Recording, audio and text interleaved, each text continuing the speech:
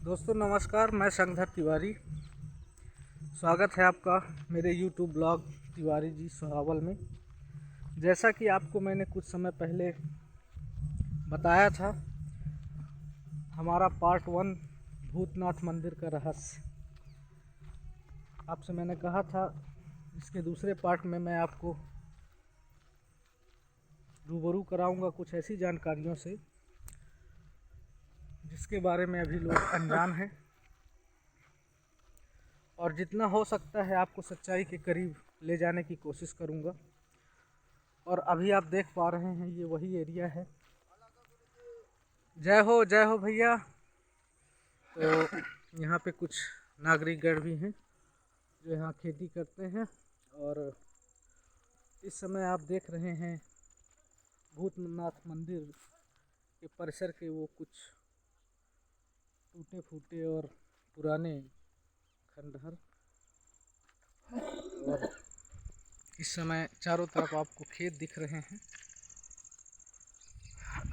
और आपको हम अब दिखाएंगे वो जगह जहाँ कभी तालाब हुआ करता था। और ये वो एरिया है, मेरे पीछे आप देख रहे हैं, ये तालाब का एरिया है जहाँ पे सुव्यवस्थित ताल था। और यहाँ अभी भी अगर नीचे खुदाई की जाए तो चारों तरफ से व्यवस्थित और सुसज्जित सीढ़ियाँ हैं, और यदि उनकी रिपेयरिंग हो जाएगी या उनका जो है पुनरुद्धार हुआ या जीर्णोद्धार हुआ तो फिर से एक बार ये एरिया मुस्कुराने लगेगा। और आपके सामने है भोलेनाथ भूतनाथ का मंदिर। हमारा ये एरिया भूतनाथ महाराज के नाम से ही प्रसिद्ध है, और ये काफ़ी पुराना मंदिर है और आस्था का बहुत ताकतवर और प्रसिद्ध केंद्र है। लेकिन यहाँ एक किंवदंती इसको कहेंगे, जिसको यहाँ कहानियों में ये फेमस है कि यहाँ रात के समय कोई नहीं रुकता है, क्योंकि ऐसा कुछ यहाँ से या तो श्राप है या तो ऐसा कुछ मिथक जुड़ा हुआ है जो लोग यहाँ रात में रुकने से कतराते हैं। और आज हम कोशिश करेंगे आपको इसकी पूरी सच्चाई के करीब ले जाने की। और इस जगह में मांगी हुई मन्नत दोस्तों खाली नहीं जाती है। लोग यहाँ आते हैं अपनी मुराद लेकर के, अपनी आस्था लेकर के, और भोलेनाथ से विनती करते हैं, निवेदन करते हैं, और इसके बाद उनकी मनोकामना पूर्ण होती है। समय समय पे वो यहाँ आकर के अपनी मनोकामना पूर्ति के उपरांत जिससे जो श्रद्धानुसार जो हो सकता है वो तर्पण, भंडारा या प्रसाद चढ़ावा करते हैं। और यहाँ कोई बाध्यता नहीं है, कोई टिकट नहीं लगती है आने के लिए। ये सतना ज़िले के सुहावल ग्राम में कछरा मोहल्ले में सबसे किनारे, नदी के किनारे स्थित है मंदिर। और इसको 3 तरफ से नदी सुहावल सतना नदी जो निकली हुई है, आगे चल के सतना नदी कहलाती है, जिसको हम लोग सुहावल नदी के नाम से जानते हैं। 3 तरफ से घोड़े की नाल की तरह इसको घेरती है। और ये पूरा एरिया भूतनाथ मंदिर की ज़मीन से घिरा हुआ है। और आपको मैं वो नदी भी दिखाऊंगा। चलिए चलते हैं भोलेनाथ के समीप, उनसे करते हैं मुलाकात, उनके दर्शन लेते हैं, उनके चरणों में अपना शीश नमन करते हैं। आइए चलते हैं।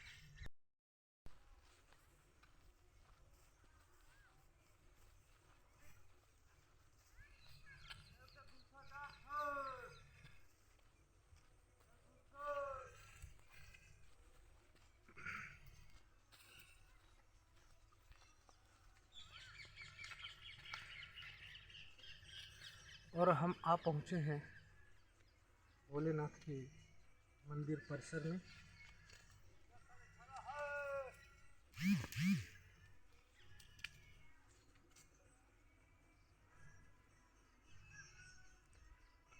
आप देख पा रहे हैं वो दृश्य। सबसे पहले मैं इसके प्रांगण में आप सबको इसका प्रांगण दिखाता हूँ।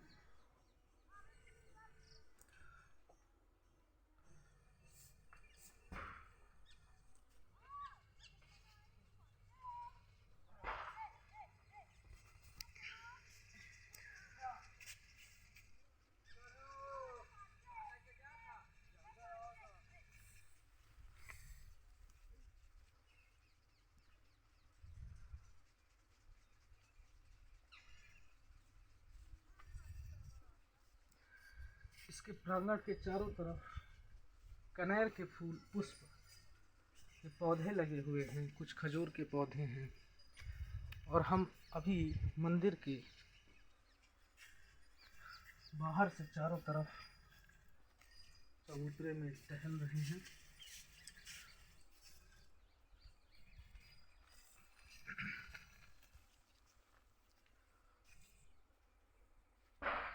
और ये मंदिर परिसर के ऊपर में बना हुआ द्वितीय तल, जिसकी सीढ़ियां हैं आपके सामने।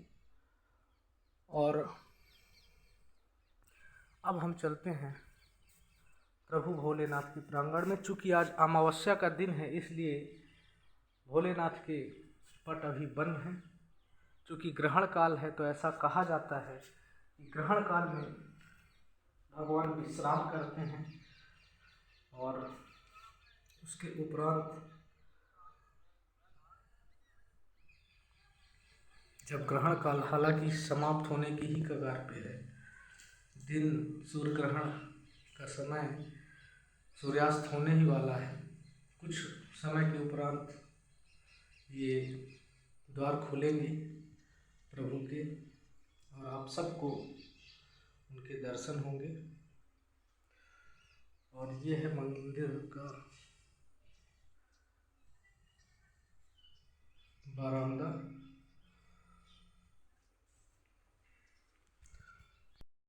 तो दोस्तों, अभी ग्रहण काल होने की वजह से भगवान के दरवाजे अभी बंद हैं। कुछ समय उपरांत इनके ग्रहण काल समाप्त होने के बाद पट खुलेंगे और मैं आपको हल्की सी झलक दिखाता हूँ भोलेनाथ की। और इसके बाद फिर अपनी अगली यात्रा में और यहाँ से जुड़ी मिथक और कहानियाँ और जो रहस्य है, उस रहस्य से पर्दा उठाने की कोशिश करूँगा और आपको बतलाऊँगा कि यहाँ का इतिहास कैसा रहा और क्या क्या हुआ। तो आइए चलते हैं।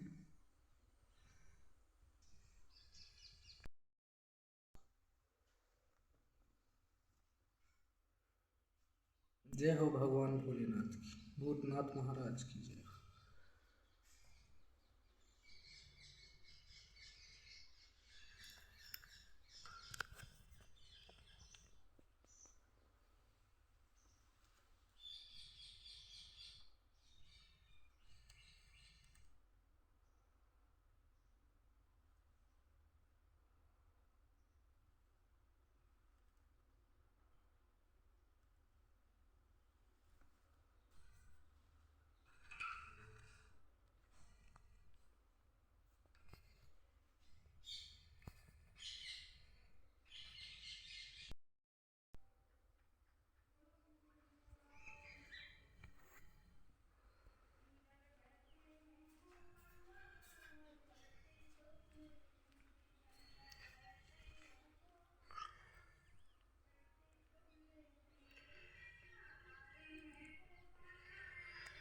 तो दोस्तों, आपने देखा भोलेनाथ का रूप।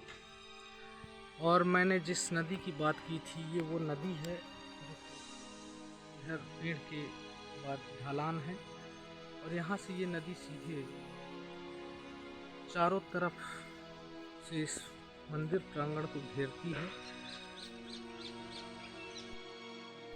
और अब हम आपको ले के चलते हैं इस मंदिर के द्वितीय तल में।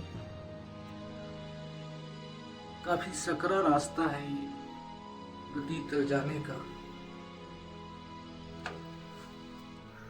और पहले यहाँ काफी मात्रा में सांप बिच्छू और कई प्रकार के जीव रहते थे। अब तो कुछ जीर्णोद्धार होने के बाद यहाँ काफी अच्छा हो चुका है। और यह है यहाँ का द्वितीय तल, जिसमें अभी रिपेयरिंग का काम चल रहा है।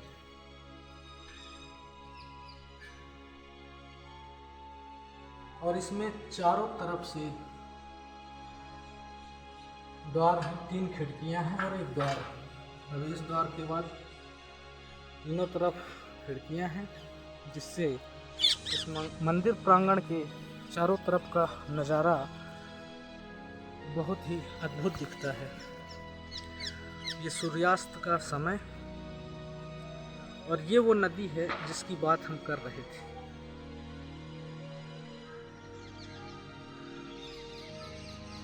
और जस्ट इसी के सामने में आप देख पा रहे हैं चतुर्मुख नाथ धाम।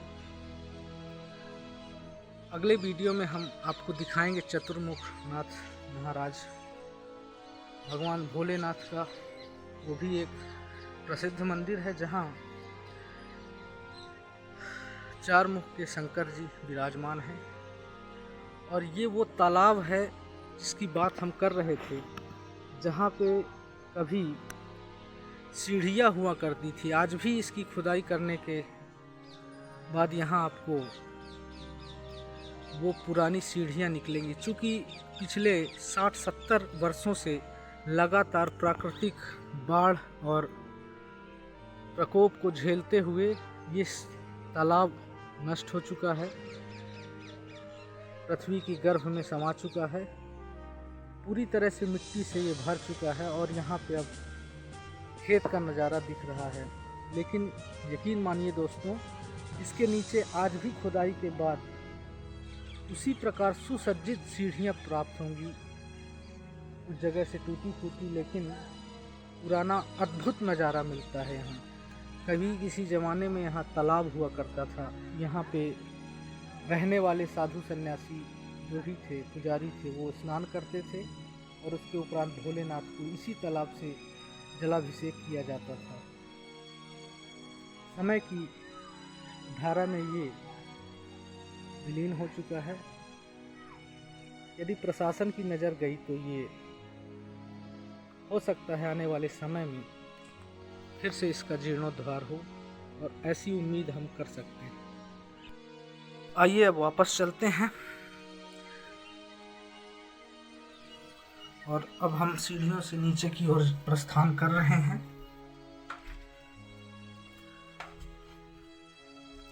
जय हो भोलेनाथ की। और दोस्तों, आपने देखा ये अद्भुत नज़ारा।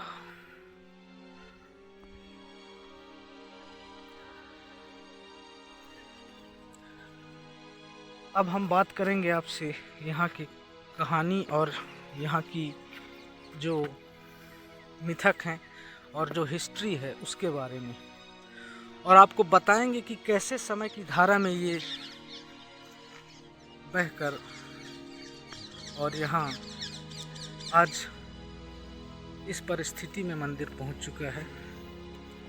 और यकीन मानिए, आज भी भक्त जो श्रद्धा रखने वाले हैं आते हैं और अपनी मन्नत को पूरा करते हैं और खुशी खुशी अपने घर जाते हैं। और कहा जाता है कि इस मंदिर में रात में कोई रुकना नहीं चाहता है। इसी मिथक के बारे में हम आपसे बात करेंगे, और कोई रुकता भी नहीं है, क्योंकि बीते समय में कुछ लोगों ने इसकी कोशिश की, यहाँ रहने वालों ने, इस जगह पे खेती करने वालों ने। और हम नहीं कह रहे, ये पूरे यहाँ के वासियों ने देखा है कि काल के गाल में वो समाते चले गए। और दोस्तों, ये मंदिर आज चतुर्मुख नाथ ट्रस्ट बड़ा स्थान सोहावल के संरक्षण में है, और इसके महंत हैं धरणीधराचार्य जी महाराज, जो बड़ा स्थान सोहावल में वर्तमान गद्दी में आसीन हैं। बहुत ही अच्छा स्वभाव और अत्यंत मृदुल भाव के और शांत स्वभाव के महाराज जी हैं, और सभी उनसे मिलकर अत्यंत हर्ष और खुशी महसूस करते हैं। और सनसेट का नज़ारा है। अब आगे हम आपसे बात करेंगे यहाँ की रहस्य के बारे में।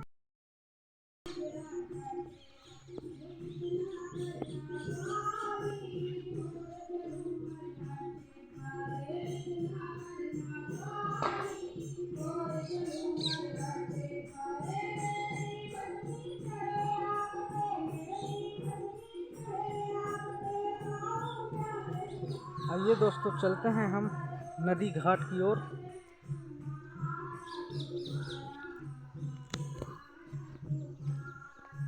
और हमारे सामने हैं रावेंद्र महाराज बड़ा स्थान सोहावल से, और इनसे बात करेंगे और फिर देखते हैं क्या कुछ हमें जानकारी प्राप्त होती है।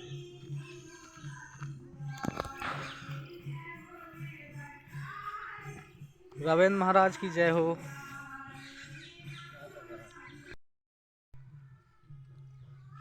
तो मित्रों, ये है हमारे यहाँ का चतुर्मुख नाथ धाम घाट। पीपल का वृक्ष आप देख पा रहे हैं, यहाँ पे बहुत पुराना वृक्ष है, और यहाँ लोग अपने परिजनों के स्वर्ग गमन के उपरांत आते हैं उनके तर्पण में, और उनकी आत्मा को शांति देने के लिए और अन्य कार्यों को यहाँ करते हैं। और एक तरह से यहाँ मंदिर के तरफ से सभी के सुविधा के लिए और काफ़ी चीज़ों को विकसित किया गया है, और जो जनप्रतिनिधि हैं वो भी निरंतर लगे रहते हैं लोगों की अच्छाई के लिए। और आइए अब बात करते हैं हमारे महाराज जी से, तो परिचय लेते हैं और साथ में बात करते हैं कि क्या कैसे यहाँ कुछ जो भी जानकारी मिल सकती है। महाराज जी प्रणाम। जी जी, जय श्री राम। और आप सबसे पहले हम आपसे निवेदन करेंगे कि आप थोड़ा सा दर्शकों को परिचय दें अपना। मैं आचार्य राजेंद्र द्विवेदी, बड़ा स्थान सोहावल। जी जी। और उसी से लगा हुआ है चतुर्मुखनाथ मंदिर। जी जी। जो आप देख पा रहे हैं, बड़ा स्थान से लगा हुआ ही है ये भी। जी जी। और ये तो राजाओं के ज़माने की यहाँ जी जी जो प्रतिमाएँ भी हैं, और ये जी जी नदी है और जो ये जगह है, जी जी लगभग उन्हीं के ज़माने के सब कुछ यहाँ के मंदिर जो जितने बने हुए हैं गुम्बद आज भी उसी समय के हमारी समझ में हैं। जी जी। बाकी अब उस ज़माने की बातें तो हमारे इसमें की नहीं है कि हम जान सकें। जी जी, बिल्कुल सही। लोगों से बताई गई चीज़ें, जी हाँ। जो लोगों ने पाया उस चीज़ों को जानते हैं। और आश्रम में मैं रहता हूँ, जी जी, जानते ही हैं। जी। तो मित्रों, अभी आपके सामने हमारे महाराज जी ने अपना परिचय दिया, और जो भी कुछ उनको जानकारियाँ थीं उन्होंने हमारे और आपके सामने शेयर की। और अब चलते हैं हम चतुर्मुखनाथ धाम, जहाँ एक और महाराज जी मिलेंगे, आचार्य राम सलोने महाराज जी। उनसे बात करते हैं और कुछ और जानकारियाँ लेते हैं। तो आइए चलते हैं चतुर्मुखनाथ धाम मंदिर। तो दोस्तों, आइए हम आ चुके हैं चतुर्मुखनाथ धाम महाराज के प्रांगण में। चूँकि आज अमावस्या का दिन है और इसके वजह से अभी मंदिर बंद है, और कुछ समय उपरांत ये खुलेगा। और अगली कड़ी में हम आपको चतुर्मुखनाथ महाराज के दर्शन भी करवाएंगे और आशीर्वाद लेंगे उनका, और उनके चरणों में वंदन करेंगे। और अभी हमारे साथ हैं आचार्य राम सलोने महाराज जी, आप देख पा रहे हैं। और आइए हम बात करते हैं अपने भूतनाथ मंदिर के बारे में, रहस्य के बारे में। जो महाराज जी के पास जानकारी है वो हम आप सबसे वो शेयर करेंगे। तो महाराज जी, सर्वप्रथम सादर प्रणाम। और आपसे हम जानना चाहेंगे कि भूतनाथ मंदिर के रहस्य के बारे में आप क्या जानते हैं, जो भी जानकारी है हमारे दर्शकों से और भाइयों से। जय श्री नारायण, हर हर महादेव।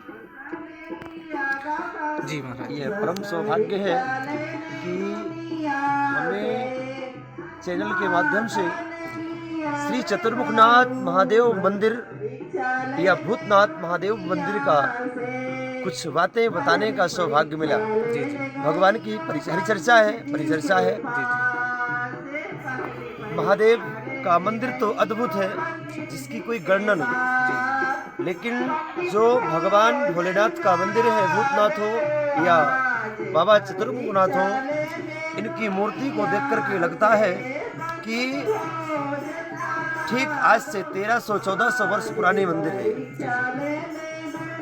ये किसी की शताब्दी में जो है एक विस्तृत विरासत थी, विस्तृत परिक्षेत्र था इसका। और ये जो मंदिर के पीछे जो भाग है, यहाँ अवस्थियों की नगरी थी। अवस्थी ब्राह्मण थे यहाँ और काफी धन संपन्न थे। और महाराज जी ऐसा कहा जाता है कि उनके गाय भैंस भी शायद सोने के श्रृंखलाओं में बंधा करते वो थे। जो उनके गाय भैंस थे तो सोने की सकरी होती थी पहले, तो गाय और भैंस सोने की सकरी में बनते थे। आज भी यहाँ तालाब है, उस तालाब में एक जो छोटा तालाब है उस पे छोटे छोटे से बछड़े स्नान करते थे, उन्हें लेने जाना पड़ता था, अपने से जाते थे, इतने संस्कारी थे। और जो बड़ा तालाब था उसमें स्वयं परिवार से सब लोग स्नान पूजा आदि के लिए उसका निर्माण किए थे। समय की व्यवस्था ऐसी बनी कि कुछ लोग ऐसे आए, उनका आतिथ्य उन्हें स्वीकार नहीं हुआ, उन्होंने इधर से उधर चुगली करके और उन्हें यहाँ से हटाने का प्रयास कर दिया गया। समय भी नहीं मिला, उन्हें 24 घंटे का समय मिला था यहाँ से सुहावल छोड़ने का, जो उनकी जन्मभूमि थी, कर्मभूमि थी, उसे छोड़ने का। 24 घंटे के अंदर अपने परिवार सहित, धन संपदा के सहित उन्हें यहाँ से जाने का आदेश हुआ था। लेकिन क्या करते, उस समय कोई ऐसा वाहन था नहीं जिससे वो जा सके, अपना सामान ले सके। तो जो भी ले जाते बना अपने परिवार को सकुशल उन्होंने इस बस्ती को छोड़ करके चले गए। आज भी यहाँ का जो एक अस्तित्व मिलता है, यहाँ अगर खनन किया जाता है तो 10 से 15 फीट के नीचे भी एक बनी बनाई दीवार कमरे जैसे मिलते हैं। तो हमें तो लगता है कि अवस्थियों से पहले भी यहाँ बस्ती थी, कि नदी की चपेट, बाढ़ की मार जो है, हो सकता है कि कई बार इस भूमि को वीरान किया हो, नगर से जो है श्मशान बना दिया हो। इसलिए जो भगवान की मूर्ति है ये सुहावल की अद्भुत धरोहर है। जहाँ तक है कि सुहावल स्टेट जो बना इस मंदिर के बाद बना। ऐसा इतिहास मतलब आज तक का इतिहास जो है इससे कोई अपडेट नहीं है। मूर्ति से गणना लगाई जा सकती है, जो मूर्ति है और मंदिर की कलाकृति है उससे गणना लगाई जा सकती है इतने दिन का है। अच्छा महाराज जी, हमें सुनने में आया है कि वो जब अवस्थी ब्राह्मण गए थे, तो क्या ये सत्य है या मतलब एक परिकल्पना है कि जाते जाते उन्होंने कुछ श्राप भी दिया था, ऐसा कुछ? हाँ, अब कोई अपनी कर्मभूमि जन्मभूमि को, संपदा धन को छोड़ के इतना जल्दी आसानी से नहीं जाता। उन्हीं का श्राप है कि जो आज सुहावल में पूरा खारा पानी है और सुहावल में निवास करने वाला व्यक्ति कोई न कोई पागल होगा।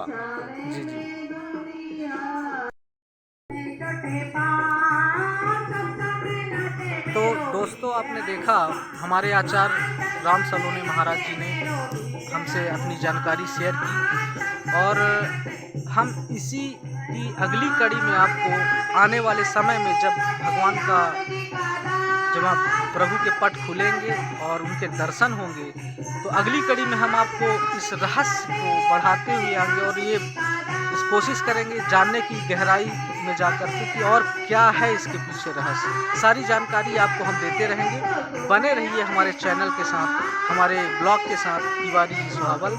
तब तक के लिए सादर प्रणाम, नमस्कार।